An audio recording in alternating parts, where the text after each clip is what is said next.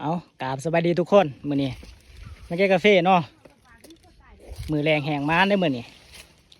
สุกบ่บันไดกาแฟเฮา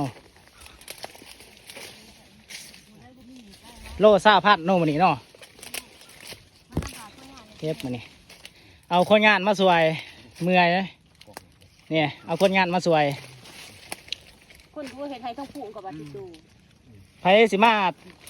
เก็บเอาเงินมาได้เด้อคันบ่ตีว่าข่อยได้ให้ข่อยนี่ให้คนดูได้ให้ข่อยนี่เพราะว่าข่อยเฮ็ดอยู่เทิงผู้เทิงพาอยู่ข่อยได้คันให้คนขี้ขาดนี่เฮ็ดบอลเพียงนี่ให้คนดูเฮ็ดบอลคือข่อยนี่คนงานข่อยนี่ก็เอาผู้สาวมาช่วยผู้หนึงนี่ก็กระเพาะน้อยปีนี้ยังน้อยปีหน้านี่ซ้ำสิเก็บพี่น้องเอ้ยหลายกูเพิ่นปีหน้านี่